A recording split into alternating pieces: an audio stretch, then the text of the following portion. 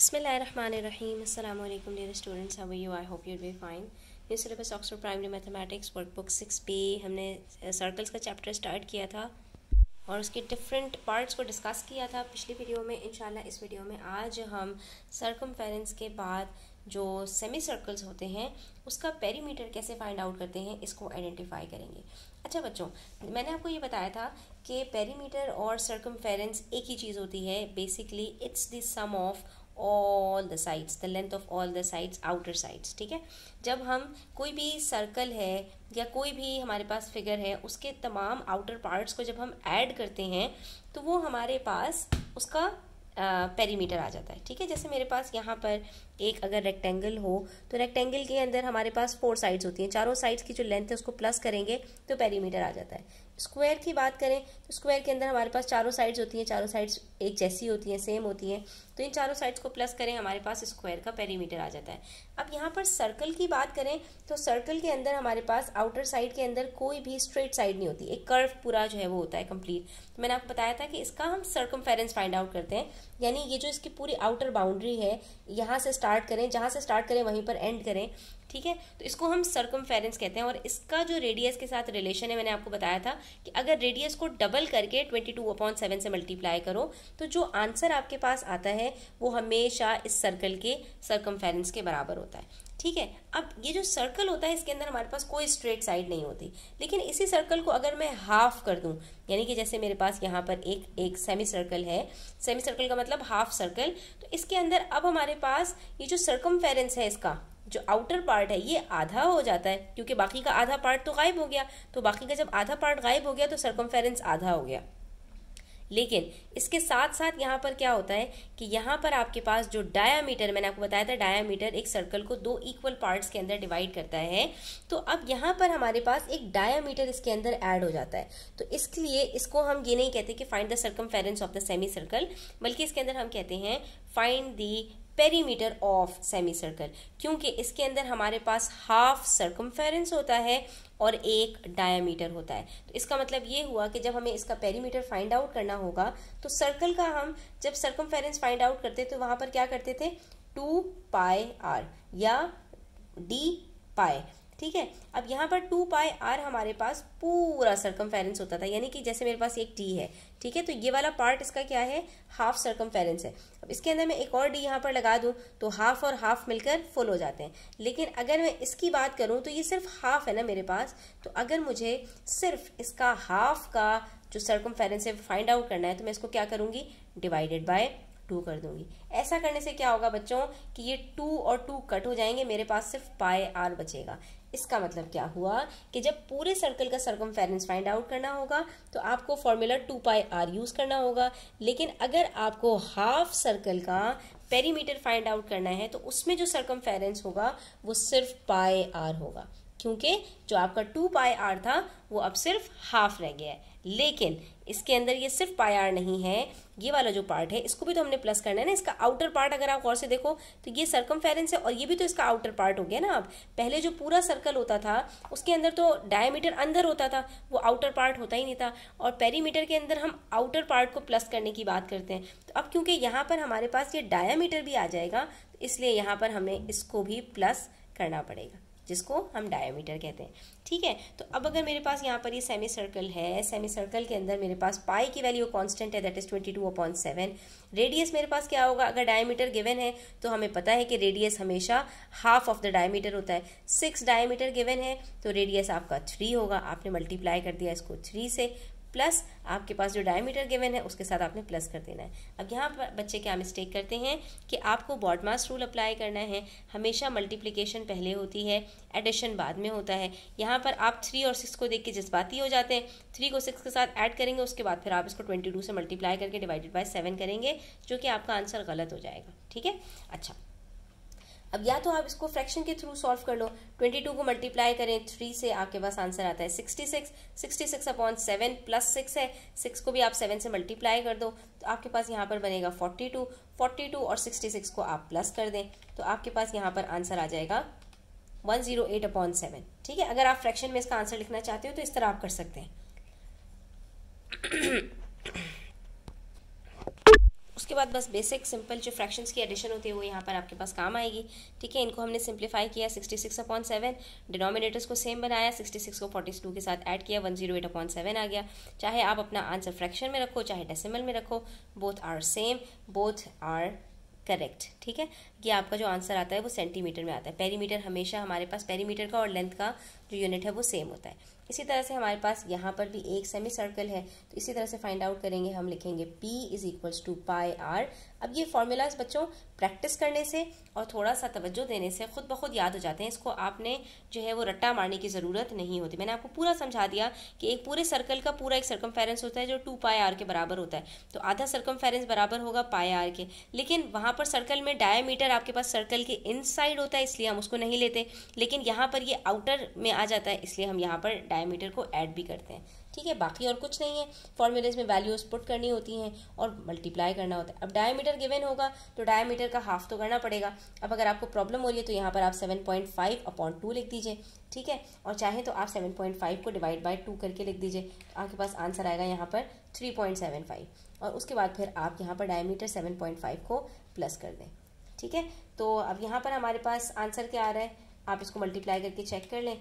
यहाँ पर आपके पास आंसर आएगा 11.78, ठीक है। 11.785 है तो हम इसको 11.8 कर देते हैं। 11.8 + 7.5 और इसके अंदर हमारे पास जो फाइनल आंसर आएगा दैट वुड बी 19.3 सेंटीमीटर्स। ये आपका इसका पूरा पेरीमीटर हो जाएगा, दैट्स इट, ठीक है। अच्छा जी, उसके बाद है हमारे पास यहाँ पर, अब वो आपको डायमीटर जो सेमी सर्कल्स हैं वो अलग अलग पोजीशन में दिखा रहे हैं, बाकी इससे कोई फ़र्क नहीं पड़ता। लेकिन इसके अंदर यहाँ पर बच्चों आपको ये बताया हुआ है कि ये जो रेडियस है ना ये गिवन है, सेंटर से लेके एज तक आपको यहाँ पर बताया हुआ है। तो इसके अंदर भी आपने इस चीज़ का ध्यान रखना है कि पेरीमीटर = πr + d। अब रेडियस गिवन है, डायमीटर कैसे निकलेगा, डबल करके। ये फिर इन्होंने आपको यहाँ पे बताया हुआ है कि यहाँ से लेके यहाँ तक का और यहाँ से लेके यहाँ तक का डिस्टेंस बराबर है, क्योंकि तमाम रेडियाई बराबर होते हैं। तो 22/7 × 12 करेंगे और प्लस कर देंगे इसके अंदर 24, ठीक है। डायमीटर डबल होता है तो यहाँ पर हमने रेडियस को डबल करना है। वहाँ पर डायमीटर्स गिवन होते थे तो हम उसको हाफ करते थे ताकि रेडियस फाइंड आउट हो जाए, ठीक है। तो छोटी छोटी चीज़ें हैं, इसको आप जितनी ज़्यादा प्रैक्टिस करोगे आपको खुद ब खुद ये सारी चीज़ें क्लियर हो जाएंगी। तो 22 × 12 करते हैं, आंसर आता है 264। 264 को डिवाइड करते हैं 7 से, द आंसर वुड बी 37.7 + 24 कर दें तो आपके पास जो फाइनल आंसर आएगा that would be 61.7 centimetres, that's it.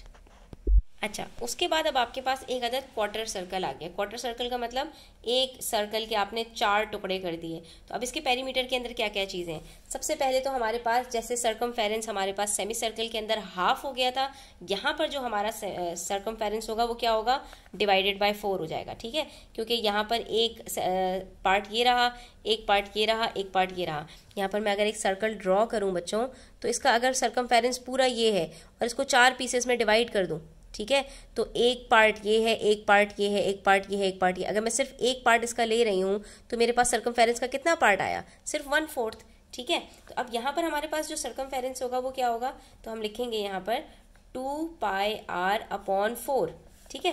पूरे सर्कमफेरेंस का फॉर्मूला होता है 2πr और इसको जब 4 से डिवाइड करेंगे तो क्या बनेगा, 2 1s are 2, 2 2s are 4। तो यहाँ पर हमारे पास जो पेरीमीटर के अंदर सर्कमफेरेंस का पार्ट आएगा दैट वुड बी πr/2, ठीक है। तो ये सबसे पहली चीज़ तो हमारे पास जो इसका सर्कमफेरेंस है वो हमने लिख दिया। उसके बाद फिर अब आप यहाँ पर गौर से देखो तो यहाँ भी हमारे पास जैसे वहाँ पर d था ऐसे ही यहाँ पर हमारे पास d ही के बराबर है। क्यों, क्योंकि एक रेडियस ये है, एक रेडियस ये है। सेंटर से लेके, मैंने बताया था ना, सेंटर से लेके सर्कल के किसी भी पॉइंट तक जो आपके पास डिस्टेंस होता है वो रेडियस होता है, वो सब बराबर होते हैं। अगर यहाँ से लेके यहाँ तक का डिस्टेंस 100 सेंटीमीटर्स है तो यहाँ से लेके यहाँ तक का डिस्टेंस भी 100 सेंटीमीटर्स होगा।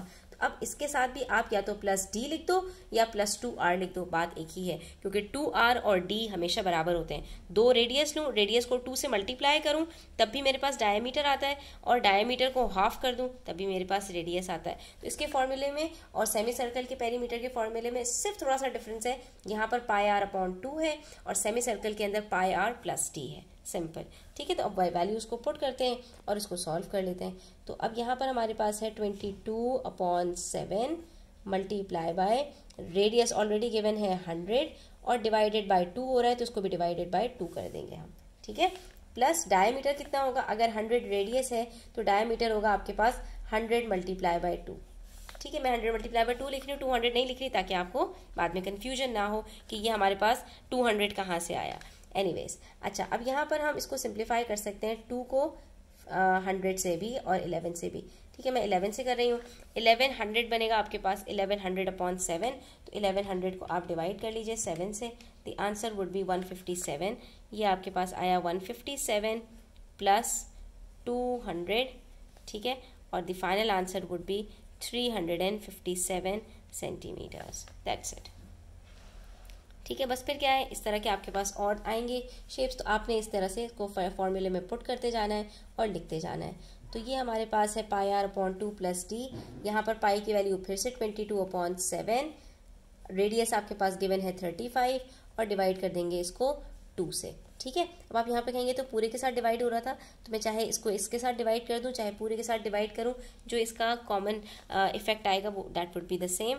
फिर इसका डायमीटर हमारे पास 35 प्लस 35 होता है 70, तो हमने यहाँ 70 लिख दिया। अब इसको सिंप्लीफाई करेंगे, 2 1s are 2, 2 11s are 22, 7 1s are 7, 7 5s are 35, 11 5s are 55 plus 70 बचा हमारे पास यहाँ पर, और इन दोनों को प्लस करेंगे, so the final answer would B 125। That's it. ये आपका आंसर हो जाएगा। इसी तरह से इसका लास्ट पार्ट देख लीजिए। लास्ट पार्ट के अंदर भी आपको यही करना है। लास्ट पार्ट में हमारे पास है P is equals to pi r upon 2 plus D. और ऑनेस्टली स्टूडेंट्स आप लोगों को बताऊं अगर मैं सिर्फ एक जो हमारा जनरल फार्मूला होता है उसको याद रखती हूँ, बाकी फार्मूलाज को मैं भी याद नहीं रखती। सिर्फ क्या है कि यहाँ पर फिगर को देख के फ़ौरन से उसके जो है वो डॉट्स को कनेक्ट करते हैं और हमें पता चल जाता है कि यहाँ पर हमने क्या फार्मूला यूज़ करना है। 22/7 मल्टीप्लाई बाय 17.5 अपॉन 2 प्लस 17.5 का डबल क्या होता है, तो 17 का डबल होता है 34, तो 17.5 का डबल होगा आपके पास 35, ठीक है। अच्छा 2 1s are 2, 2 11s are, फिर 11 को मल्टीप्लाई कर देते हैं 17.5 से, द आंसर वुड बी 192.5। 192.5 को डिवाइड करेंगे 7 से,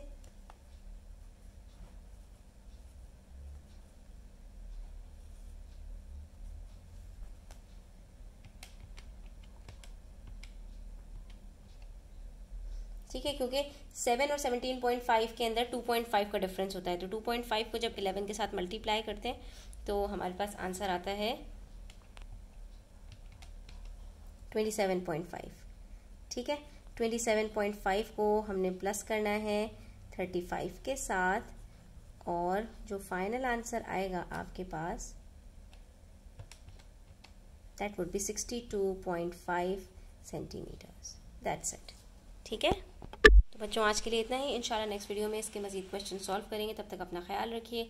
चैनल पर नए हैं तो सब्सक्राइब करते जाइए। वीडियो अच्छी लगी हो तो लाइक करें, अपने फ्रेंड्स के साथ ज़रूर शेयर करें।